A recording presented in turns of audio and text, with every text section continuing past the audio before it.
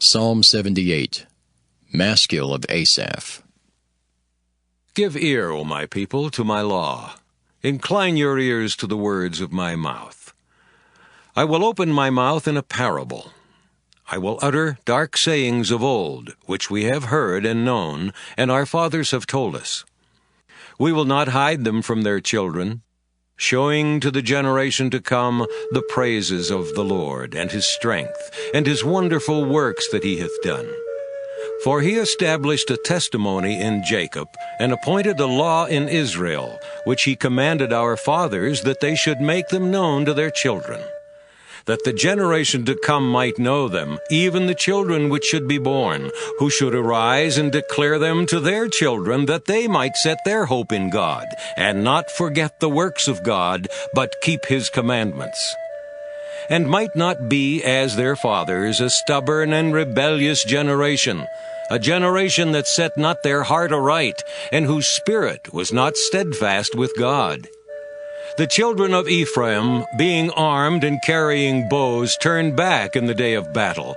They kept not the covenant of God, and refused to walk in his law, and forgat his works and his wonders that he had showed them. Marvelous things did he in the sight of their fathers, in the land of Egypt, in the field of Zoan. He divided the sea, and caused them to pass through, and he made the waters to stand as an heap. In the daytime also he led them with a cloud, and all the night with a light of fire. He clave the rocks in the wilderness, and gave them drink as out of the great depths. He brought streams also out of the rock, and caused waters to run down like rivers. And they sinned yet more against him by provoking the Most High in the wilderness. And they tempted God in their heart by asking meat for their lust. Yea, they spake against God. They said, Can God furnish a table in the wilderness? Behold, he smote the rock that the waters gushed out and the streams overflowed. Can he give bread also? Can he provide flesh for his people?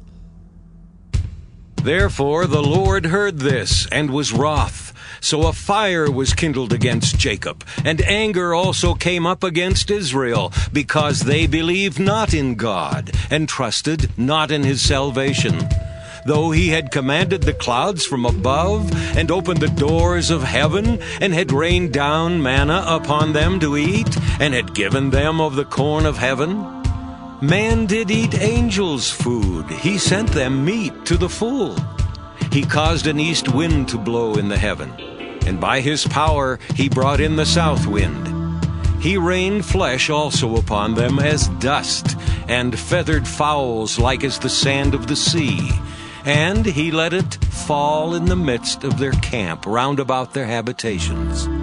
So they did eat, and were well filled, for he gave them their own desire. They were not estranged from their lust.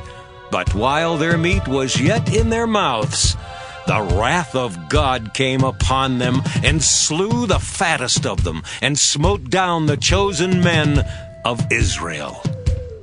For all this they sinned still, and believed not for his wondrous works.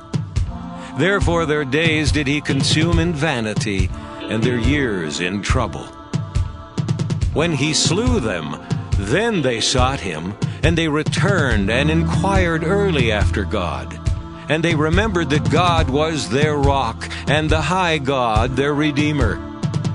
Nevertheless, they did flatter him with their mouth, and they lied unto him with their tongues. For their heart was not right with him, neither were they steadfast in his covenant. But he, being full of compassion, forgave their iniquity, and destroyed them not. Yea, many a time turned he his anger away, and did not stir up all his wrath. For he remembered that they were but flesh, a wind that passeth away, and cometh not again. How oft did they provoke him in the wilderness, and grieve him in the desert? Yea, they turned back and tempted God, and limited the Holy One of Israel. They remembered not his hand, nor the day when he delivered them from the enemy, how he had wrought his signs in Egypt, and his wonders in the field of Zoan, and had turned their rivers into blood, and their floods that they could not drink. He sent divers sorts of flies among them, which devoured them, and frogs, which destroyed them. He gave also their increase unto the caterpillar, and their labor unto the locust. He destroyed their vines with hail, and their sycamore trees with frost. He gave up their cattle also to the hail, and their flocks to hot thunderbolts. He cast upon them the fierceness of his anger, wrath and indignation and trouble, by sending evil angels among them. He made a way to his anger. He spared not their soul from death, but gave their life over to the pestilence, and smote all the firstborn in Egypt, the chief of their strength in the tabernacles of Ham, but made his own people to go forth like sheep, and guided them in the wilderness like a flock. And he led them on safely, so that they feared not. But the sea overwhelmed their enemies. And he brought them to the border of his sanctuary, even to this mountain, which his right hand had purchased. He cast out the heathen also before them, and divided them an inheritance by line, and made the tribes of Israel to dwell in their tents. Yet they tempted and provoked the Most High God, and kept not his testimonies, but turned back, and dealt unfaithfully like their fathers. They were turned aside like a deceitful bow. For they provoked him to anger with their high places, and moved him to jealousy with their graven images. When God heard this, he was wroth, and greatly abhorred Israel, so that he forsook the tabernacle of Shiloh, the tent which he placed among men, and delivered his strength into captivity, and his glory into the enemy's hand. He gave his people over also unto the sword, and was wroth with his inheritance. The fire consumed their young men, and their maidens were not given to marriage. Their priests fell by the sword, and their widows made no lamentation. Then the Lord awaked as one out of sleep, and like a mighty man that shouteth by reason of wine. And he smote his enemies in the hinder parts. He put them to a perpetual reproach. Moreover, he refused the tabernacle of Joseph, and chose not the tribe of Ephraim, but chose the tribe of Judah, the Mount Zion, which he loved. And he built his sanctuary like high palaces, like the earth which he hath established forever. He chose David also, his servant, and took him from the sheepfolds. From following the ewes, great with young, he brought him to feed Jacob his people, and Israel his inheritance. So he fed them according to the integrity of his heart, and guided them by the skillfulness of his hands. Psalm 79, a psalm of Asaph. O God, the heathen are come into thine inheritance. Thy holy temple have they defiled.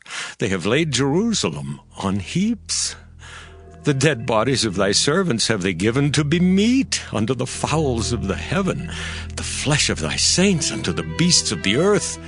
Their blood have they shed like water round about Jerusalem, and there was none to bury them. We are become a reproach to our neighbors, a scorn and derision to them that are round about us. How long, Lord, wilt thou be angry forever? Shall thy jealousy burn like fire?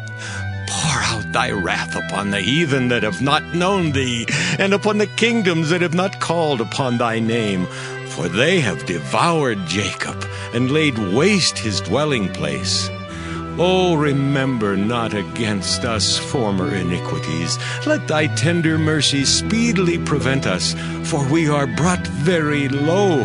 Help us, O God of our salvation, for the glory of thy name, and deliver us, and purge away our sins for thy name's sake.